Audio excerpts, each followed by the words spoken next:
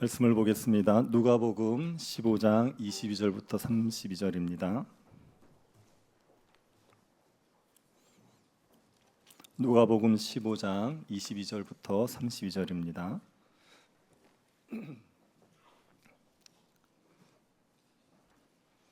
찾아서 한 절씩 교도하겠습니다. 찾았으면 교도하겠습니다. 아버지는 종들에게 이르되 제일 좋은 옷을 내어다가 입히고 손에 가락지를 끼우고 발에 신을 신기나 그리고 살찐 송아지를 끌어다가 잡으라. 우리가 먹고 즐기자. 이 내 아들은 죽었다가 다시 살아났으며 내가 잃었다가 다시 얻었노라 하니 그들이 즐거워하더라.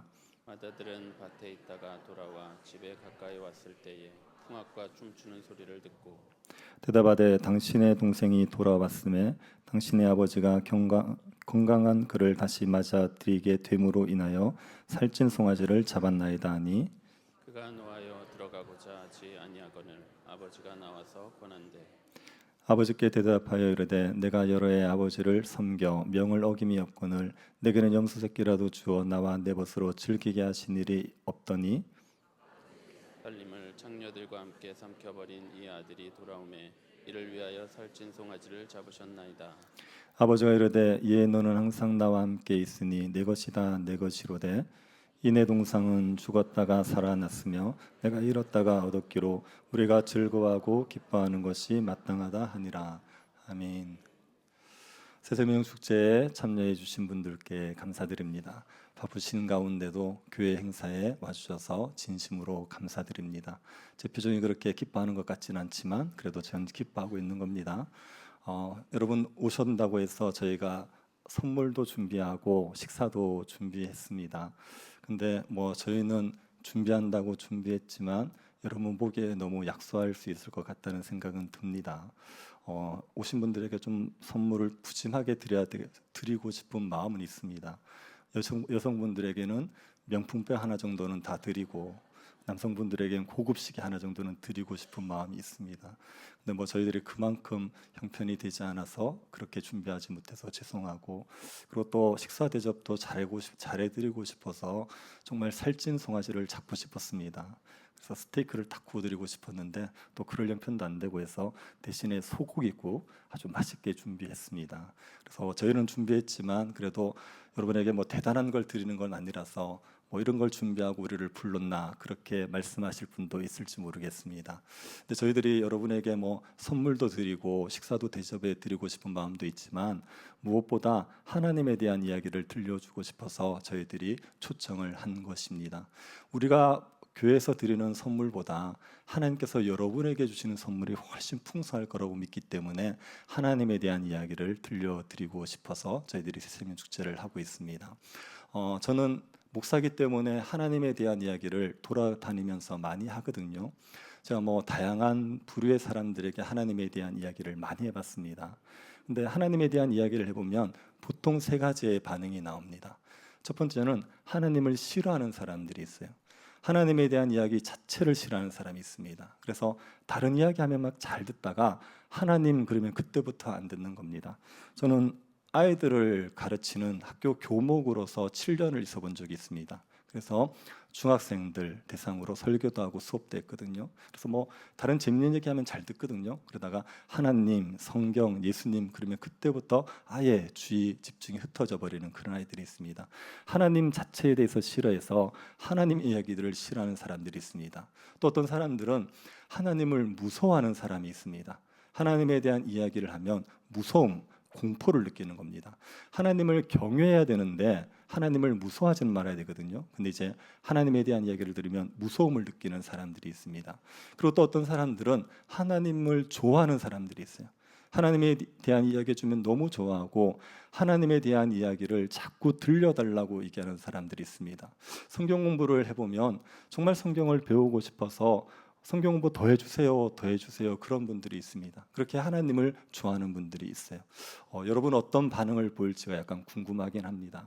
근데 여러분 하나님에 대한 태도가 있지 않습니까? 우리의 삶의 모습을 결정짓게 되어 있습니다. 하나님에 대해서 어떤 태도를 가지냐에 따라서 그 사람의 삶도 결정되고 달라지게 됩니다. 하나님을 싫어하는 사람들이 있지요. 그 사람들은 제가 오늘 이야기해드릴 이야기에 나오는 둘째 아들 같이 살아요. 둘째 아들인데 집을 나가버린 둘째 아들, 그 사람처럼 삽니다.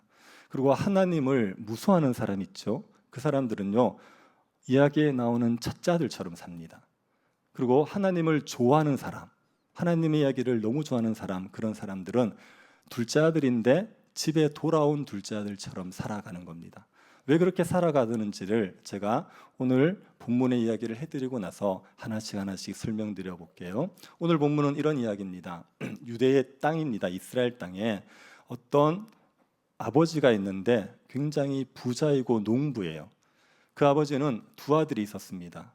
근데 둘째 아이가 좀 이제 말썽을 많이 일으키는 거예요. 이 둘째 아이가 어느 날 아버지에게 와서 아버지의 재산 중에 내 몫을 미리 달라는 겁니다. 이런 요구를 하면 안 되는데 그런 요구를 했습니다. 근데 이 아버지가 아무 말 하지 않고 그 둘째 아들에게 그 아들의 몫을 줘버렸어요.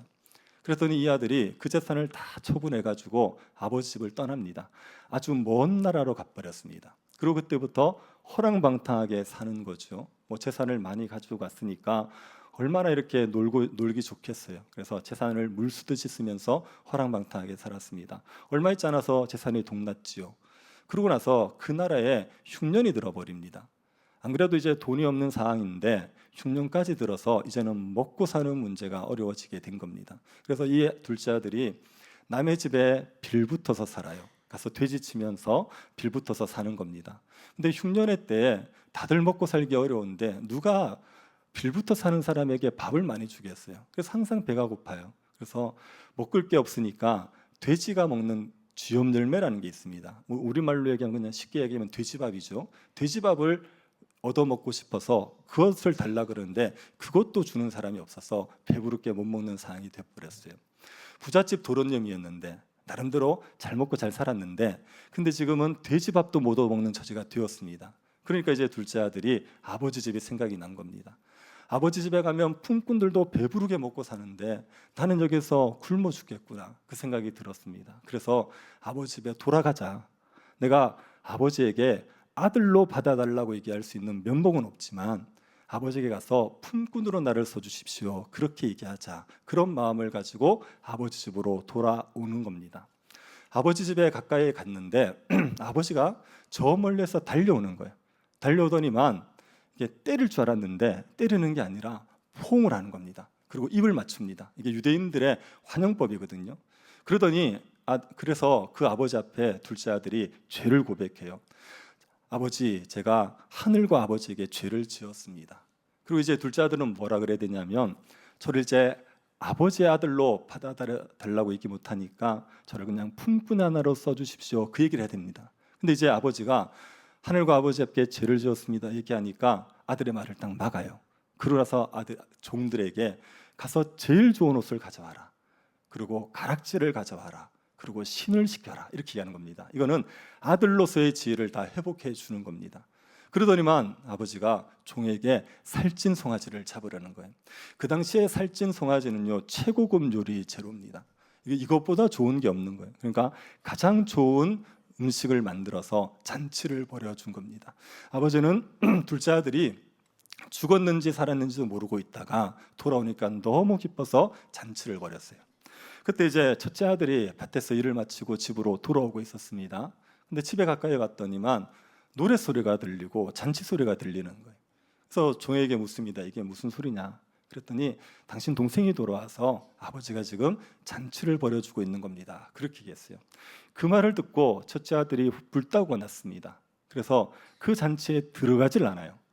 그때는 아버지가 나와서 아예 첫째 아들을 달래는 거죠. 들어가자고. 그랬더니 이 첫째 아들이 아버지에게 쏘아붙이면서 얘기하는 겁니다. 아버지, 제가 여러 해 동안 아버지 명령 순종했지 않습니까? 저에게 염소 새끼 하나라도 잡아서 친구들과 잔치 벌여준 적이 있습니까?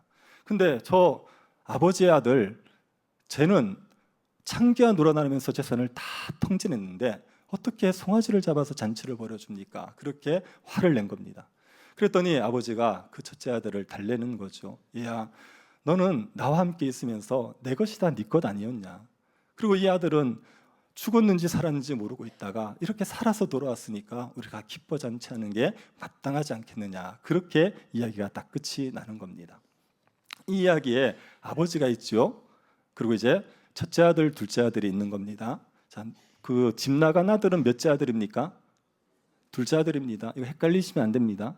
여러분 정신이 나가셔서 이거 자꾸 헷갈리시면 안 됩니다. 집을 나간 사람은 몇째 아들이라고요? 둘째 아들. 그리고 집에 계속 있었던 아들은요? 첫째 아들입니다. 네, 둘째 아들 있지 않습니까? 아버지 집을 떠난 이 둘째 아들의 삶은 하나님을 싫어하는 사람의 모습을 보여주는 겁니다. 둘째 아들은 아버지에게 자신의 몫의 재산을 달라 그랬어요. 근데 아버지에게 이런 요구를 하는 건 굉장히 폐륜적인 요구예요. 보통 이제 아버지의 재산은 아들에게 언제 주어지지요? 아버지가 돌아가시면 상속으로 주어지는 거예요. 근데 살아계신 아버지에게 내 몫의 재산을 주십시오, 이런 요구를 하는 얘기는 뭐 나쁘게 받아들이면 이렇게 얘기하는 겁니다. 아버지 빨리 돌아가시고 재산이나 저에게 넘겨주세요, 그렇게 얘기하는 건 똑같은 거예요. 이거 굉장히 폐륜적인 요구입니다. 이런 요구를 유대 사회에서 하지도 않을 뿐 아니라 이런 요구를 한다고 해서 아버지가 들어주는 법도 없어요. 그런데 이 아들은 그 무례한 폐륜적인 요구를 아버지에게 한 겁니다. 왜 이 둘째 아들은 아버지에게 재산을 요구했습니까? 살아계신 아버지에게 자신의 몫을 달라고 한 이유가 무엇입니까? 둘째 아들이 그 재산을 받아서 어떻게 합니까? 아버지 집을 떠났어요. 아주 먼 나라, 아버지가 올 수도 없고 아버지의 영향력이 끼치지 않는 먼 나라로 가버렸어요. 둘째 아들은 왜 재산을 탐냈던 거죠? 아버지 집에 있기 싫은 거예요. 아버지 집을 떠나고 싶은 겁니다. 그래가지고 아버지에게 재산을 달라고 했던 거예요. 둘째 아들은 아버지 집에 있는 게 괴롭습니다.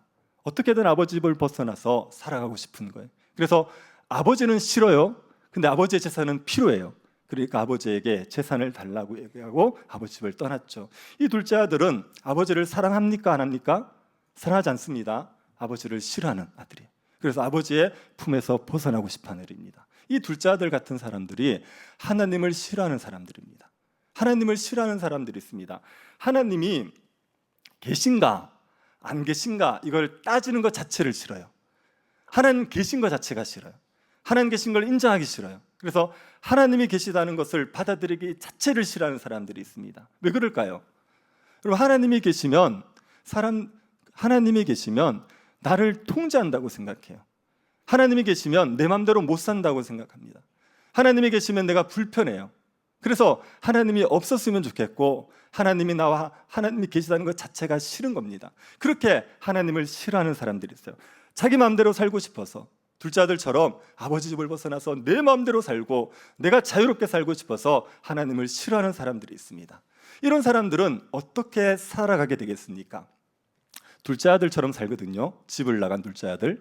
집 나간 둘째 아들이 어떻게 살았습니까? 허랑방탕하게 살았죠. 아무도 통제하는 사람 없으니까 자기 마음대로 즐기고 살았어요. 그러면서 결국 나중에 돼지밥도 못 얻어먹는 비참한 처지가 되어버렸죠. 아버지 없이 자유롭게 살고 싶어서 집을 떠났는데, 그러고 나서 자유가 주어지고 나니까 자기 하고 싶은 대로 욕심대로 살다가 삶을 완전히 말아먹은 거예요. 정말 돼지보다도 못한 비참한 처지가 되어버렸지요. 하나님을 싫어하는 사람들이 결국은 이렇게 됩니다. 로마서 말씀을 한번 보시면 이런 말씀이 있습니다. 로마서 1장 28절 우리 같이 한번 읽어봅시다. 로마서 1장 28절. 또한 그들이 마음에 하나님 두기를 싫어하며 하나님께서 그들을 그 상실한 마음대로 내버려 두사 합당하지 못한 일을 하게 하셨으니. 여기 한번 보시면 마음에 하나님 두기를 싫어하며, 그런 표현이 있죠. 하나님을 마음에 두기 싫어하는 사람이 있습니다. 그러면 하나님께서 어떻게 하시느냐?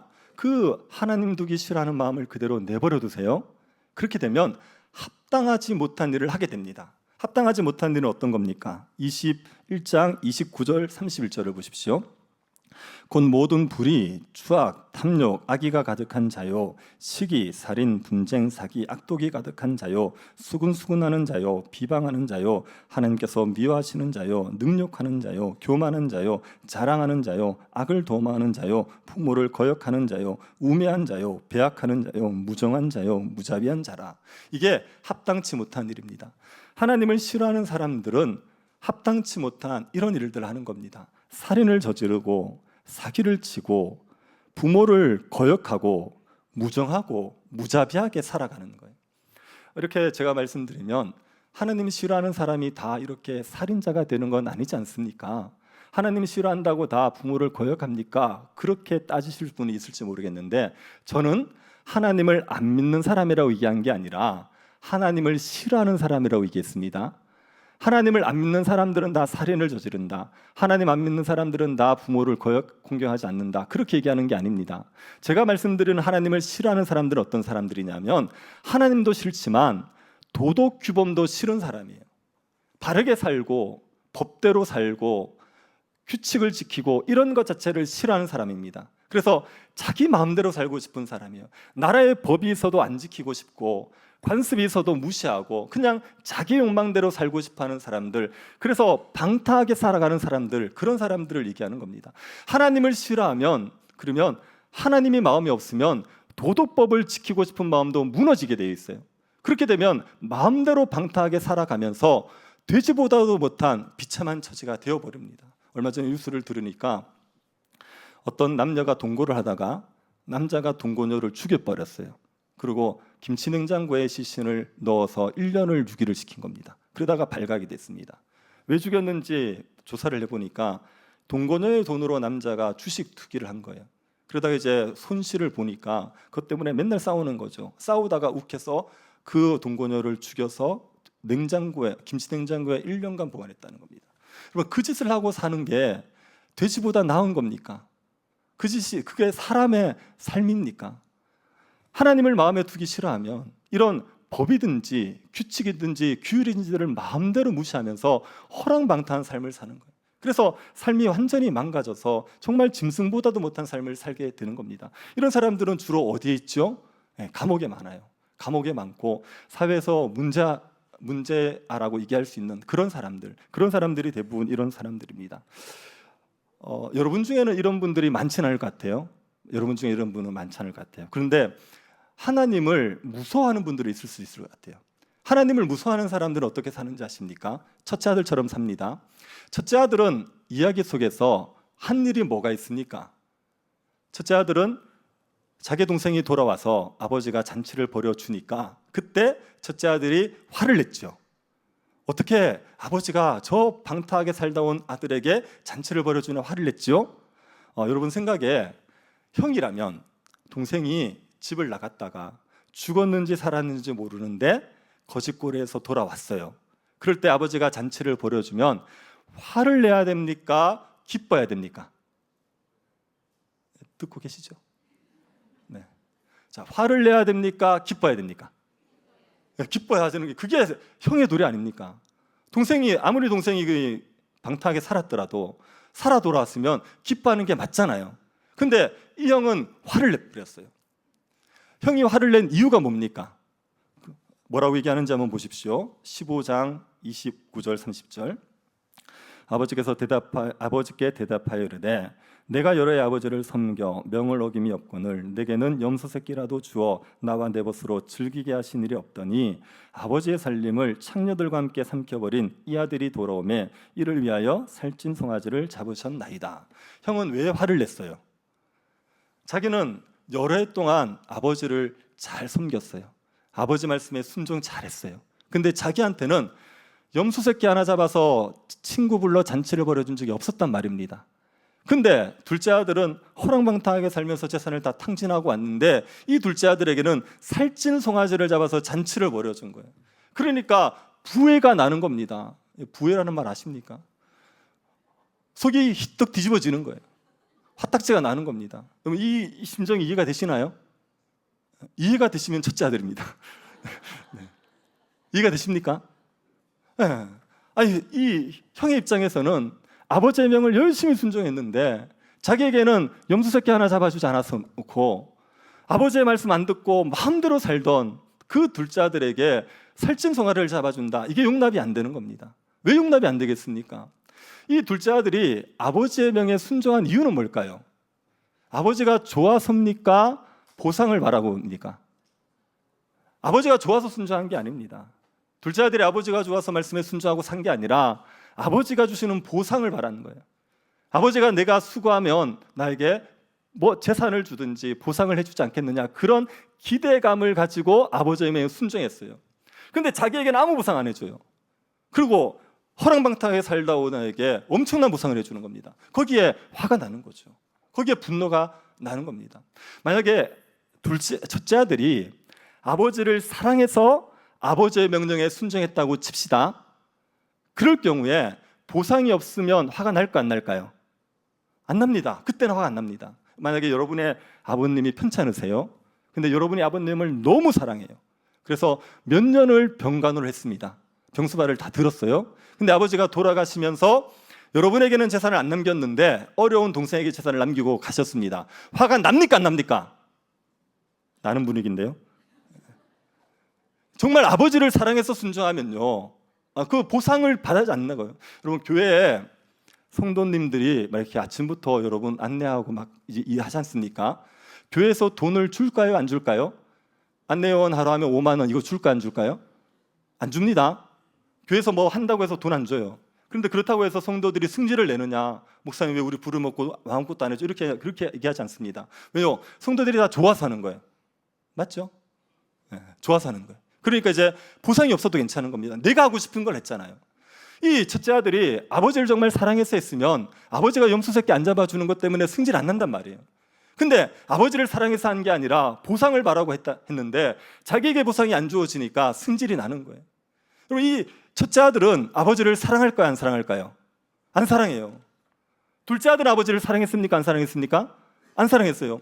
둘째 아들과 첫째 아들 둘 다 아버지를 안 사랑했어요. 근데 둘째 아들은 집을 뛰쳐나간 거고 첫째 아들은 집에 머물면서 이를 악물고 버틴 거예요. 둘 다 아버지가 싫은 거예요. 그런데 첫째 아들은 아버지에게 뭔가 보상을 받고 싶어서 버텨낸 거지요. 그리고 이게 하나님을 무서워하는 사람들의 태도입니다. 하나님을 무서워하는 사람이 있어요. 하나님의 존재를 인정하는 사람도 있고 하나님의 존재를 인정하지 않더라도 신이라는 존재가 있을 거다, 절대자가 있을 거라고 생각을 하는 거예요.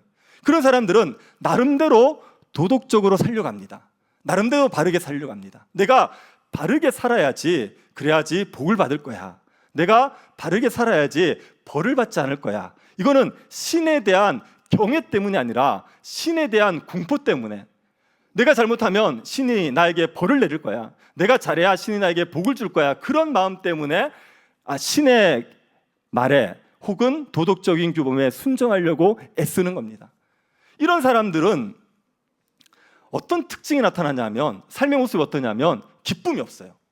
자기가 도덕적으로 막 살면서도, 자기가 바르게 살면서도 기쁘잖아요. 왜요? 이게 자기가 좋아서 그렇게 사는 게 아니에요.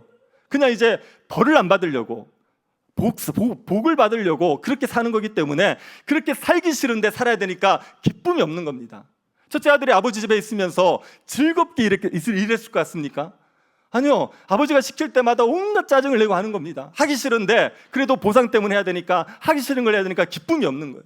그래서 첫째 아들처럼 하나님을 무서워하는 사람들은요, 말씀에 순종을 해도 기쁨이 없어요. 그냥 이제 억지로 마지못해 하는 겁니다. 그리고 이런 사람들은요, 분노와 원한에 빠지기가 쉽습니다. 내가 말씀에 잘 순종하면 하나님께서 복을 주실 거라고 생각하는데 보상이 제대로 안 오는 거예요. 오히려 벌 같은 게 오는 겁니다. 그러면 분노가 막 일어나는 거예요. 첫째 아들이 분노한 건 그거거든요. 내가 아버지의 명을 지켜 순종했는데 왜 나에게 아무것도 안 해주냐, 이거거든요. 마찬가지로 내가 나름대로 바르게 살았는데, 내가 나름대로 착하게 살았는데 왜 나에게 보상을 안 해줘, 이런 마음이 들면요, 분노와 원망이 막 일어나게 됩니다. 그리고 여러분, 첫째 아들 같은 사람이 타락하지 않습니까? 둘째 아들보다 더 심해질 수 있어요. 내가 하나님이 나에게 보상을 줄 거라고 생각하고 열심히 섬겼는데 안 섬기자, 아무것도 주어지지 않는다 싶으면요, 그러면 내가 그동안 살았던 것이 헛되다고 생각돼요. 그래가지고 하나님을 떠나서 더 방탕하게, 더 타락한 삶을 얼마든지 살아갈 수 있습니다. 그리고 이 첫째 아들 같은 사람들은요, 사람들을 정죄하기를 잘합니다. 첫째 아들이 보기에 둘째 아들은 아버지의 잔치를 받을 만한 자격이 없죠. 그래서 둘째 아들에게 잔치를 벌여주니까 화가 난 거거든요. 첫째 아들 무슨 생각하냐면, 나는 아버지의 잔치를 받을 자격이 있어. 둘째 아들은 아버지의 잔치를 받을 자격이 없어. 그 생각을 하는 겁니다. 그러니까 둘째 아들을 정죄하면서 내가 의로운데, 내가 더 아버지의 사랑을 받아야 되는데, 복을 받아야 되는데, 그런 생각을 하면서 사람들을 정죄하는 겁니다. 근데 여러분, 제가 말씀드렸죠. 첫째 아들과 둘째 아들의 공통점이 뭐라고요? 둘 다 아버지를 사랑해요, 싫어해요? 싫어한다니까요. 첫째 아들은 싫어하지만 참고 버티는 거고, 둘째 아들은 싫어하니까 뛰쳐나간 거고, 그 차이만 있지 아버지를 싫어한다는 건 똑같단 말입니다. 그러니까 둘 다 죄인이죠. 둘 다 나쁜 아들이죠. 근데 누가 누구를 정죄합니까? 하나님을 무서워하는 사람이나 하나님을 싫어하는 사람이나 둘 다 하나님을 싫어하는 건 마찬가지예요. 사랑하지 않는 거예요. 그런데 마치 하나님을 무서워하는 사람들은 자기가 좀 의로우니까 저 방탕하게 사는 사람들 죄인이야, 그리고 정죄하는 거예요. 그래서 사람들 정죄하고 비난하기를 잘하는 겁니다. 제가 처음 교회 오신 분들에게 이런 말씀 드리는 거는, 혹시 오해가 되어질 수도 있겠지만 교회 안에 첫째 아들 같은 사람들이 있어요. 네, 교회 안에.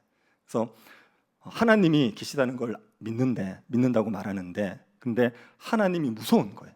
그래서 내가 하나님을 잘 섬겨야 복을 받을 거고, 못 섬기면 벌을 받을 거라는 생각 때문에 교회 안에 머물러 있는 사람들이 있습니다. 이런 사람들의 삶에는 신앙생활에 기쁨이 없어요. 교회를 다니는데 기쁘지 않습니다. 그리고 이런 사람들에게는 원망과 불평이 많아요. 그리고 이런 사람들은 정죄를 잘합니다. 사람들을 자꾸 죄인 취급해요. 자기는 교회 다니니까 의롭고, 교회 안 다니는 사람들은 다 지옥 갈 죄인이고, 그렇게 시선으로 바라보는 거예요. 그런 사람들 때문에 사람들이 교회를 싫어하고 하나님을 싫어하는 경우가 있습니다. 근데 여러분, 첫째 아들은 신자가 아닙니다.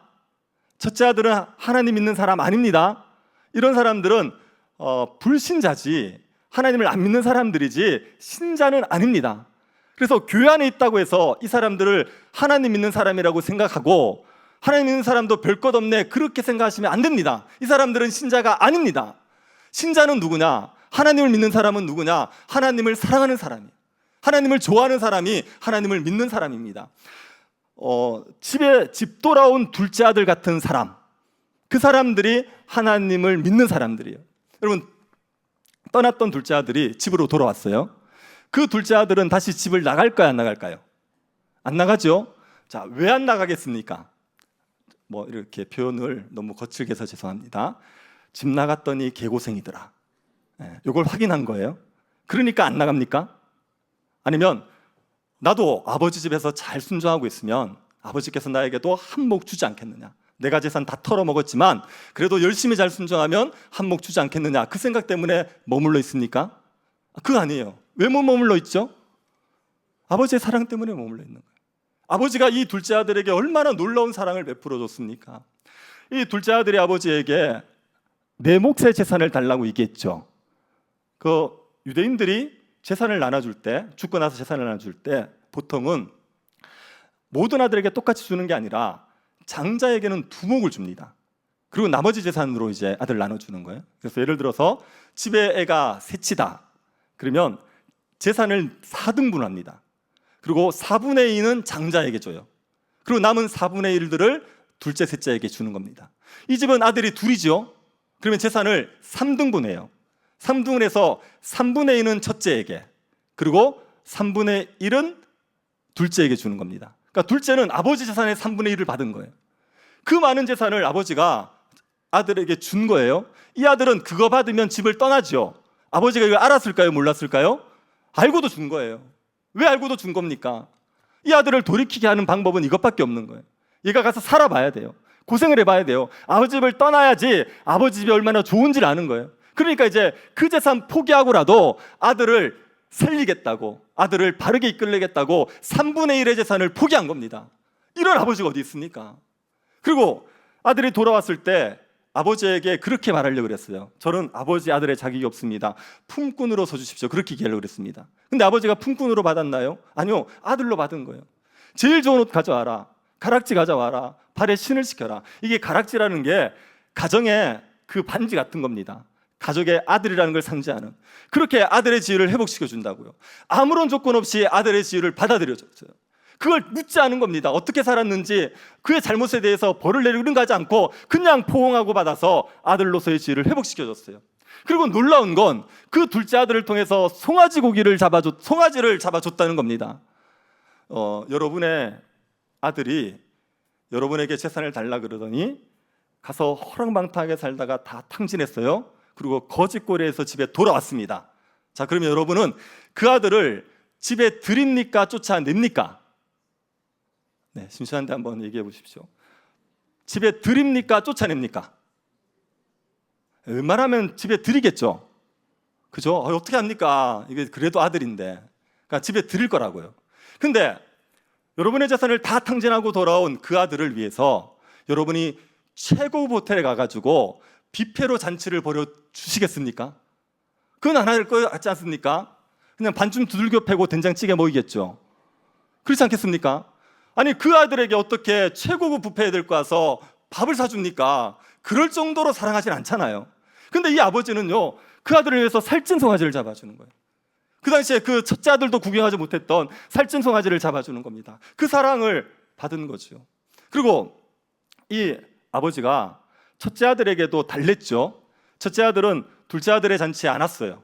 이거 안 오는 건요, 아버지를 무시하는 겁니다. 이거 굉장히 무례한 일이에요. 그런데도 불구하고 아버지가 가서 달래잖아요. 첫째 아들에게도 온유하게 얘기하면서 달래지 않습니까? 이것도 아버지의 사랑을 드러내는 겁니다. 둘째 아들이 이 아버지의 사랑을 경험하는 거예요. 그 아버지의 사랑을 안 겁니다. 그러니까 이제 아버지 집에 그냥 아버지의 사랑 때문에 머물러 있는 거예요. 둘째 아들이 아버지 말을 잘 들었을 겁니다. 왜 잘 들었을까요? 역시 아버지를 사랑하니까. 그래서 아버지의 말씀이라면 즐거이 순종하며 살아가는 겁니다. 여러분, 요 둘째 아들, 집 돌아온 둘째 아들의 모습이 하나님을 믿는 사람들의 모습입니다. 하나님을 믿는 사람들은요, 하나님을 사랑해서 말씀에 순종하는 거예요. 예배를 드려도 사랑해서 예배를 드리는 거고, 봉사를 해도 사랑해서 봉사하는 겁니다. 하나님이 말씀하시면 하나님의 말씀에 즐거이 순종하는 거예요. 어떤 보상을 바라는 게 아니라 하나님을 사랑하기 때문에 말씀에 순종하는 것, 그게 신자의 모습, 하나님을 믿는 사람들의 모습이란 말입니다. 하나님을 안 좋아하는데 나는 하나님을 믿는다? 아닙니다. 그런 사람 없습니다. 그 사람 하나님 믿는 거 아닙니다. 하나님을 안 좋아하면 그 사람 하나님 안 믿는 겁니다. 어떤 이유로 교회 안에 있든지 아니면 말씀에 순종하든지 상관없이 하나님을 좋아하지 않으면 그 사람은 참된 믿음을 가진 게 아니에요. 왜 그러냐? 하나님의 사랑을 몰라서 그렇거든요. 하나님의 사람들이 하나님을 사랑하는 이유는 사랑 때문에 그래요. 하나님께서 그 아버지처럼 우리를 사랑해 주신 거예요. 그 사랑을 받았기 때문에, 그 사랑 때문에 하나님을 사랑해서 즐거이 말씀에 순종하는 겁니다. 여러분도 하나님의 사랑을 받아들이시고, 그리고 하나님 말씀에 순종하는 삶을 살아가십시오. 그러면 여러분 어떻게 사는지 아십니까? 그러면 잔치하는 삶을 살아가요. 살찐 송아지를 잡아서 아버지가 잔치를 벌여준 것처럼 여러분의 삶에도 풍성한 잔치하는 기쁨을 누리면서 살아가게 만들어주시게 되어 있습니다. 여러분이 하나님께로 돌아오기만 하면, 하나님을 믿기만 하면 아무것도 묻지 않고 따지지 않고 하나님께서 여러분에게 잔치하는 삶을 베풀어 주시는 겁니다. 기쁨과 평강을 누리면서 살아갈 수 있도록 만들어주시게 되어 있습니다. 그러니 하나님의 사랑을 받아들이시기를 바랍니다. 하나님께서 우리를 어떻게 사랑하셨는지 오늘 본문은 나오지 않습니다. 그런데 성경을 다른 데를 보면 하나님이 우리를 사랑하신 것은요, 우리를 위해서 아들을 십자가에 죽이신 겁니다. 아들을 십자가에 죽이심으로 말미암아 우리가 하나님의 품으로 돌아갈 수 있는 길을 열어놓으신 거예요. 여러분, 둘째 아들이 돌아왔을 때 아버지가 아무것도 묻지 않고 잔치를 벌여줬습니다. 하나님도 마찬가지예요. 누구든지 돌아오면 아무것도 묻지 않고 잔치를 베풀어 주십니다. 어거스틴이라는 신학자가 있습니다. 이 사람이 기독교 역사에서 위대한 신학자인데 젊을 때 되게 방탕하게 살았습니다. 그래서 젊은 나이에 사생활을 낳았습니다. 그리고 만이교라는 이단에 빠졌던 사람이에요. 근데 그 사람이 하나님께로 돌아왔을 때 하나님께서 기독교 역사에서 위대한 신학자가 되게 만들어 주신 거예요. 그리고 여러분도 교회를 안 다니시는 분도 알 수 있는 찬양일 건데, 나 같은 죄인 살리신 그 찬양 아십니까? 모르다 그러면 제가 불러드릴 수 있는데 당황하실까 봐. 어메이징 그레이스라고 들어보셨죠? 이 곡을 누가 썼냐면, 이 찬송가를 만든 사람이 존 뉴턴입니다. 그 존 뉴턴이라는 사람은 전직이 뭐냐? 노예상이에요. 노예를 파는 일을 했던 그 악한 사람입니다. 그 사람이 하나님께로 돌아왔을 때 하나님께서 이런 아름다운 찬양을 만드는 사람으로 하나님께서 만들어주시는 거예요. 그래서 누구든지 아무리 폐륜적인 삶을 살고 아무리 방탕한 삶을 살았던 사람이라도 하나님께로 돌아오기만 하면 하나님께서 잔치하는 삶을 베풀어 주시게 되어 있습니다. 근데 여러분, 하나님이 자기에게 돌아온다고 해서 죄의 문제를 다루지 않으면 안 돼요. 죄의 문제를 다루지 않고 잔치하는 삶을 주시면 하나님의 공의가 있음되게 되어 있습니다. 만약에 여러분의 아들을 어떤 사람이 유괴를 했어요. 그 사람이 아들을 죽였는데 그 아들이 하나님께로 돌아갔더니만 잔치하는 삶을 줘요. 그럼 여러분 하나님을 공경하시겠습니까? 안 되는 거예요. 하나님의 공의가 공의롭지 못하잖아요. 어떻게 그 악한 사람에게 아무 죄에 대한 책임을 묻지 않고 잔치하는 삶을 줍니까? 이게 안 되는 겁니다. 그래서 하나님께서 누구든지 돌아오면 잔치하는 삶을 주기 위해서 하신 일이 뭐냐 하면 하나님의 아들에게 모든 믿는 자들의 죄를 다 지게 하신 거예요. 그리고 십자가에서 그 죄 형벌을 다 아들에게 내리신 겁니다. 하나님의 아들이 예수 믿는 모든 사람들의 죄를 짊어지고 십자가에 죽었기 때문에 하나님께로 돌아오는 자들에게는 아무에게도 묻지 않고 따지지 않고 잔치하는 삶을 베풀어 줄 수 있게 된 겁니다. 그 십자가의 사랑, 우리를 하나님께서 잔치하는 삶을 누리게 하기 위해서 아들을 죽이신 하나님의 그 사랑을 아는 사람들이 하나님을 사랑하게 되고 하나님의 말씀에 순종하면서 잔치하는 삶을 살아가게 되는 겁니다. 여러분, 우리가 죄가 많아서 하나님의 진노를 받아 마땅한 죄인들이지만, 그러나 예수 그리스도를 믿기만 하면 하나님이 우리를 아무 죄 없는 아들로 받아주시고 잔치하는 은혜를 베풀어 주시게 되어 있습니다. 그 하나님을 믿으시기를 바랍니다. 여러분에게 뭘 하라는 게 아닙니다. 여러분에게 뭘 교회 왔으니까 뭘 하십시오, 수고하십시오, 그 얘기를 하는 게 아니라 하나님이 여러분을 위해서 하신 일을 받아들이시면 됩니다. 하나님이 여러분을 위해서 아들을 죽이심으로 말미암아 하나님의 자녀가 될 수 있는 길을 열어놓으셨어요. 그러니까 예수 그리스도를 받아들이시면, 그 하나님의 사랑을 받아들이시면 여러분에게 매일매일 하나님께서 잔치하는 삶을 살아갈 수 있는 복을 주십니다. 그 복을 누릴 수 있게 되기를 바랍니다. 예수 믿는 사람들이 잔치하는 삶을 산다고 말할 때요, 모든 조건들이 다 좋아져서 그래서 잔치하는 삶을 산다, 그렇게 말씀드리는 거 아닙니다. 여러분도 교회 다니시는 분 중에 여러분보다 더 삶의 조건이 좋은 분도 있겠지만, 교회 다니는 사람들 중에도 여러분보다도 삶의 조건이 안 좋은 분들도 얼마든지 있잖아요. 그래서 예수를 믿는다고 해서, 하나님을 믿는다고 해서 모든 사람들의 삶의 조건들이 다 좋아져서 기쁨 가운데 사는 게 아니에요. 왜 매일 신자들이 잔치하는 삶을 살아가냐 하면요, 하나님께서 나에게 가장 좋은 것을 주실 것을 믿어요. 아버지가 아들이 왔을 때 옷을 가져오라 그랬습니다. 어떤 옷을요? 제일 좋은 옷 가져오라 그랬어요. 그리고 아버지가 아들이 왔을 때 제일 좋은 음식으로 대접해 주죠. 살찐 송아지. 근데 여러분, 이 둘째 아들이 돌아오는 날 송아지 고기 먹었습니다. 그 다음 날도 송아지 고기 먹었을까요? 일주일 후에도 송아지 고기 먹었을까요? 아니요, 그 다음 날 된장찌개 먹는 겁니다. 김치찌개 먹는 거예요. 맨날 송아지 고기 먹는 거 아니에요. 근데 이 둘째 아들은 뭘 합니까? 아버지는 나에게 정말 가장 좋은 걸 주시는 분이라는 걸 알아요. 그래서 된장찌개 먹지만, 김치찌개 먹지만 그래도 너무 기쁘죠. 아버지가 나를 사랑한다는 거 아니까. 이게 신자가 매일매일 기쁘게 살아가는 이유입니다. 우리의 삶에도 어려움이 있죠. 하나님을 믿어도 어려움이 있죠. 그런데 어려움만 있는 게 아니라 하나님은 나를 사랑하기 때문에 나에게 좋은 걸 주신다는 확신이 있는 거예요. 나에게 가장 좋은 거 주실 거야. 내 삶이 어떠하든지 간에, 내 형편이 어떠하든지 간에 하나님 나에게 최고의 것을 주실 거야. 이 믿음이 있으니까 매일매일을 잔치하면서 살아갈 수 있게 되는 겁니다. 우리에게 고난 같아 보이는 것이 있고 어려움 같아 있는 것이 보이는데 지금 당장은 나쁨 같아 보이죠. 그런데 하나님이 이걸 얼마든지 최고의 것으로 만들어주신다, 이 믿음이 있으니까 무엇이 주어져도 잔치하는 기쁨을 누리면서 살아갈 수 있게 되는 겁니다. 그래서 여러분, 하나님을 믿으십시오. 네. 하나님을 믿으시고 여러분을 위해서 아들을 내어주신 하나님의 사랑을 받아들이십시오. 여러분에게 아들을 주셨는데 무엇을 아끼시겠습니까? 그 하나님께서 여러분에게 가장 좋은 걸 주십니다. 그래서 하나님의 사랑을 알아서 하나님을 좋아함으로 말미암아 매일을 잔치하는 삶을 살아가는 모든 초청자들, 성도들 될 수 있기를 간절히 바랍니다. 자비하신 하나님, 우리에게 은혜를 베풀어 주셔서 감사드립니다. 하나님께서 우리를 사랑하셔서 예수 그리스도를 십자가에 죽이심으로 우리를 아들로 삼아 주신 것을 감사드립니다. 하나님의 풍성하신 사랑을 알게 하여 주옵소서. 우리를 사랑하셔서 아들도 아끼지 않은 하나님의 사랑을 알게 하여 주시고 하나님을 사랑하며 매일 잔치하는 삶을 살아가게 하여 주옵소서. 걸어가신 예수님 이름으로 기도드립니다. 아멘.